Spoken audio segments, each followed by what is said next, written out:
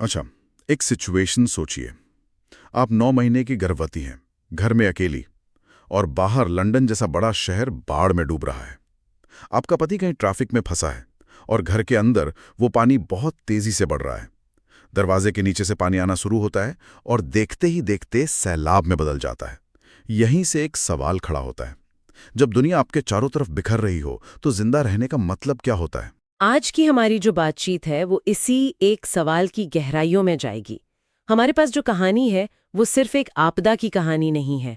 ये मानवीय हिम्मत की है, दिमागी तौर पर जो असर पड़ता है उसकी है, और उन मुश्किल फैसलों के बारे में है जो लोग तब लेते हैं जब उनसे सब कुछ छिन जाता है। हम एक परिवार के भयानक सफर के जरिए इन पहलुओं को समझने की कोशिश करेंगे। तो चलिए इस कहानी के परतों को खोलते हैं। हम उनके रास्ते पर चलेंगे, एक डूबे हुए घर से लेकर एक ऐसे भविष्य तक जिसका कोई ठिकाना नहीं, और देखेंगे कि हर मोड़ पर उन्हें किन सच्चाइयों का सामना करना पड़ा। कहानी की शुरुआत वहीं से होती है, उस बाढ़ से। पानी दरवाजे और खिड़कियां तोड़कर अंदर आता है और वो महिला, वो लगभग डूबी जाती है। जब उसे होश आता है तो वो एक अस्पताल के बिस्तर पर है।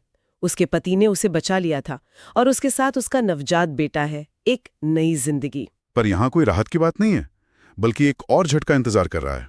अस्पताल, जिसे ऐसी घड़ी में सबसे सुरक्षित जगह होना चाहिए था, वो खुद टूटने की कगार पर है। बिल्कुल, अस्पताल मरीजों से खचाखच भरा है, बिस्तर कम पड़ रहे हैं और उन्हें फौरन वहां से जाने के लिए कह दिया जाता है। उनका घर तो अब पानी के नीचे है। तो सवाल यह है कि एक नए जन्मे बच्चे के साथ वो जाएं तो जाएं कहाँ? ये तो बहुत अजीब बात है ना, कि मदद की पहली जगह ही उन्हें बाहर निकाल रही है। और यही इस कहानी का असली टोन सेट करता है। ये सिर्फ एक प्राकृतिक आपदा नहीं है, ये सामाजिक व्यवस्थाओं का, हमारे सिस्टम्स का चरमराना है। जब सिस्टम पर उसकी क्षमता से ज्यादा बोझ पड़ता है तो वो सबसे पहले इंसानियत को भूलता है और सिर्फ नियमों पर चलने लगता है। बच्चे के जन्म की खुशी पर जिंदा रहने का डर वो तुरंत हावी हो जाता है। तो अब उनके पास एक ही रास्ता बचता है, पति के माता पिता का गांव जो शहर से दूर है। वो किसी तरह वहां के लिए निकलते हैं। रास्ते में सुरक्षा चौकियां हैं जो सिर्फ स्थानीय लोगों को ही अंदर जाने दे रही हैं। पति अपने नवजात बच्चे का वास्ता देकर, मतलब मिन्नतें करके, उन्हें अंदर जाने के लिए मना लेता है। और कुछ हफ्तों के लिए उन्हें वहां एक छत और खाना मिल जाता है। एक पल के लिए लगता है कि शायद सबसे बुरा दौर गुजर गया। हाँ, कि अब सब ठीक हो जाएगा। हाँ, एक झूठी तसल्ली मिलती है, लेकिन ये उम्मीद भी ज्यादा दिन नहीं टिकती। जल्द ही गांव में भी खाना खत्म होने लगता है। एक अफवाह फैलती है कि सरकार समुद्र के पास राहत शिविरों में खाना बांट रही है, लेकिन वहां जाना खतरे से खाली नहीं। और ये खतरा वो लोग मोल लेते हैं। पति, उसके पिता और एक और आदमी, वो सब खाना लाने के लिए निकल पड़ते हैं। और यहां से कहानी एक बहुत ही दर्दनाक मोड़ लेती है। बहुत ही दर्दनाक। जब पति वापस लौटता है तो वो खून से लथपथ है और एकदम खामोश, कुछ बोल ही नहीं पा रहा। बाद में पता चलता है कि खाना लेने के लिए जो भगदड़ मची उसमें उसकी मां कुचलकर मर गई, और इस सदमे को उसके पिता बर्दाश्त नहीं कर पाए और कुछ वक्त बाद उन्होंने भी अपनी जान ले ली। एक ही दिन में सब कुछ खत्म। ये कहानी का एक बहुत ही अहम मोड़ है।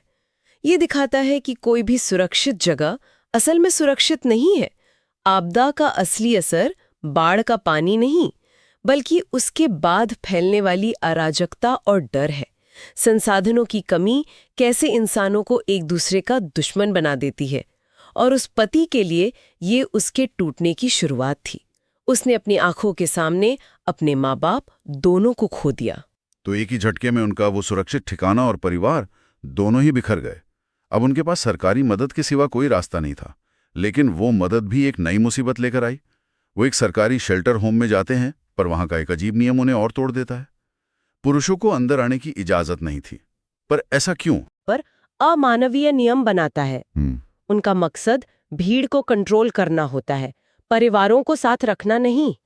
वो सोचते हैं कि वे महिलाओं और बच्चों को सुरक्षित कर रहे हैं, पर असल में वे परिवार की सबसे बड़ी ताकत को ही खत्म कर देते हैं, उसके एक साथ रहने की क्षमता को। बिल्कुल। और इसका नतीजा ये हुआ कि पति को बाहर निकाल दिया गया। वो अपनी कार में रात गुजारने की कोशिश करते हैं, लेकिन कड़ाके की ठंड में ये नामुमकिन था। अगले दिन खाने की लंबी लाइनों में उसे खाना तक नहीं मिलता। इन सब हालात से पूरी तरह टूट कर वो अपनी पत्नी से कहता है कि वो बेटे का ख्याल रखे, और वहां से चला जाता है। मुझे समझना है, क्या ये एक तरह की कायरता थी, या उस स्थिति में कोई भी इंसान यही करता? ये एक बहुत मुश्किल सवाल है। इसे कायरता कहना बहुत आसान है, लेकिन हमें उस इंसान की मानसिक हालत को समझना होगा। उसने अपने माँ बाप खो दिए, उसका घर चला गया और अब वो अपने बच्चे को उसको खाना तक नहीं खिला पा रहा है। वो खुद को एक बोझ महसूस कर रहा है। उसका जाना हार मानने जैसा लग सकता है, लेकिन शायद उसकी नज़र में ये अपने परिवार को बचाने का एक तरीका था। वो शायद ये सोच रहा था कि उसके बिना शायद उन्हें शेल्टर में खाना मिल जाएगा। ये उस मानसिक और भावनात्मक थकावट का प्रतीक है जो ऐसे हालात में किसी को भी तोड़ सकती है। तो अब वो महिला अपने नवजात बच्चे के साथ बिल्कुल अकेली रह जाती है, लेकिन शेल्टर में उसकी मुलाकात होती है नाव नाम की एक दूसरी महिला से, जिसके पास भी एक छोटा बच्चा है। नाव उसे एक अमीर दोस्त के निजी द्वीप पर जाने का सुझाव देती है, जहां वो सुरक्षित रह सकती हैं। और इससे पहले कि वो कोई फैसला ले पाती, एक रात उनके शेल्टर पर बंदूकधारी लोग हमला कर देते हैं। अच्छा। वो सारा खाना लूट लेते हैं और हर तरफ अफरा तफरी मच जाती है। इस हमले के दौरान दोनों औरतें अपने बच्चों को लेकर वहां से भाग निकलती हैं, और यहां से उनका सफर उन्हें इंसानी बर्ताव के कई अलग अलग चेहरे दिखाता है। उन्हें एक ट्रक ड्राइवर मिलता है जो पैसे लेकर उन्हें बीच रास्ते में छोड़ देता है। और यहाँ संकट में इंसानी व्यवहार के अलग अलग रूप दिखाई देते हैं। स्वार्थ भी है, परोपकार भी, और संगठित हिंसा भी। ये कहानी दिखाती है कि अब जिंदा रहने का तरीका किसी अपरिचित के साथ एकजुटता में है, परिवार में नहीं। ना का जो किरदार है वो बहुत व्यवहारिक है। उसका एक ही मकसद है, जिंदा रहना, बाकी सब बाद में। लेकिन फिर उन्हें एक अजनबी मिलता है। वो उन्हें अपने घर में पनाह देता है, खाना खिलाता है। वो आदमी भी बाढ़ में अपना पूरा परिवार खो चुका है। ये अजीब बात है कि जिस दुनिया में इतनी हिंसा है, वहीं कोई अनजान आपकी मदद भी कर देता है। सुबह वो आदमी जा चुका होता है, लेकिन उनके लिए एक नोट छोड़ जाता है जिसमें उत्तर की ओर जाने वाली नावों का रास्ता बताया गया है। बिल्कुल, ये दिखाता है कि आपदा सामाजिक ताने बाने को तोड़ती भी है और बनाती भी है।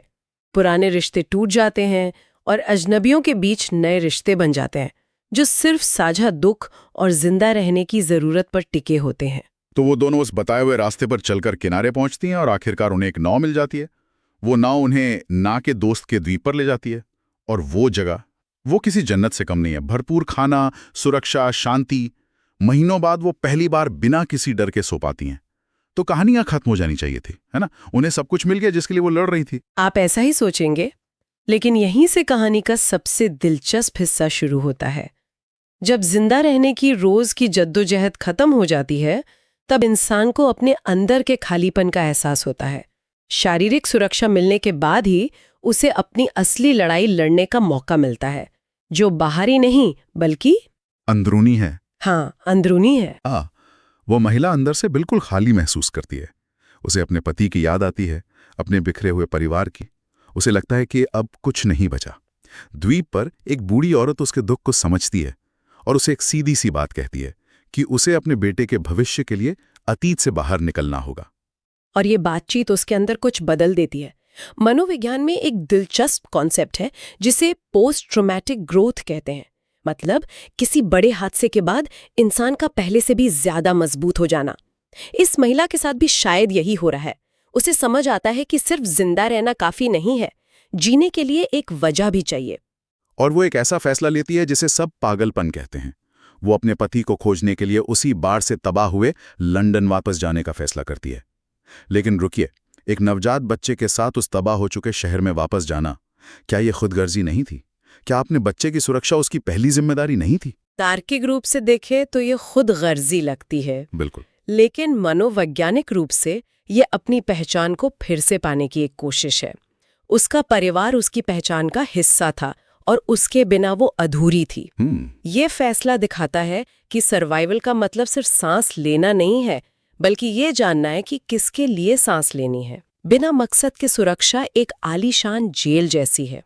उसका वापस जाना एक उम्मीद को चुनने का काम था, भले वो कितना भी खतरनाक क्यों ना हो। और उसकी वापसी का सफर उसकी हिम्मत की कहानी बन जाता है। वो नाव से एक जंगल के किनारे उतरती है और उसे अपने बच्चे के साथ अकेले उस जंगल को पार करना है। वो पत्ते खाती है, जंगली जानवरों का शिकार करती है। वो अब वो महिला नहीं है जो अपने घर में असहाय बैठी थी। वो पूरी तरह बदल चुकी है। आपदा ने उससे सब कुछ छीन लिया, लेकिन उसे एक ऐसी ताकत दी जिसके बारे में वो खुद नहीं जानती थी। जंगल के दूसरी तरफ पहुंचकर वो कुछ ऐसा करती है जिसकी उम्मीद नहीं की जा सकती। वो एक जोड़े की कार चुराती है। ये वही महिला है जो अब तक सिर्फ सरवाइव कर रही थी, लेकिन अब वो जिंदा रहने के लिए नियम तोड़ने को भी तैयार है। और आखिरकार वो लंदन पहुंचती है, अपने तबाह हो चुके घर में, इस उम्मीद में कि शायद उसका पति उसे ढूंढता हुआ वहां आएगा। और फिर एक चमत्कार होता है। उसका पति भी उसे खोजते हुए उसी जगह पहुंच जाता है, दोनों फिर से मिल जाते हैं। तो इस सब का क्या मतलब है? ये कहानी किसी शानदार बचाव अभियान पर खत्म नहीं होती। ये बस दो लोगों पर खत्म होती है जो अपने पुरानी जिंदगी के खंडहर में खड़े होकर एक नई शुरुआत करने का विकल्प चुनते हैं। इसका सार शायद उम्मीद की प्रकृति में छिपा है। उम्मीद सिर्फ ये सोचना नहीं है कि सब ठीक हो जाएगा। उम्मीद एक सक्रिय और अक्सर खतरनाक विकल्प है। मुख्य किरदार की यात्रा हमें बताती है कि अस्तित्व सिर्फ शारीरिक नहीं है, मतलब खाना, छत, वो मनोवैज्ञानिक भी है। आपको जीने की एक वजह चाहिए और कभी-कभी उस वजह को ढूंढने के लिए आपको सब कुछ दांव पर लगाना पड़ता है। तो आखिर में ये कहानी हमें एक सवाल के साथ छोड़ जाती है। इतना कुछ सहने के बाद, नुकसान, सदमा और इंसानियत का सबसे बुरा रूप देखने के बाद, क्या उसी तबाह हुई जगह पर एक नई जिंदगी बनाना वाकई मुमकिन है? या फिर उस अराजकता की यादें हमेशा के लिए उस जगह को और वहां के लोगों को बदल देती हैं? क्या आप कभी वाकई में वापस जा सकते हैं?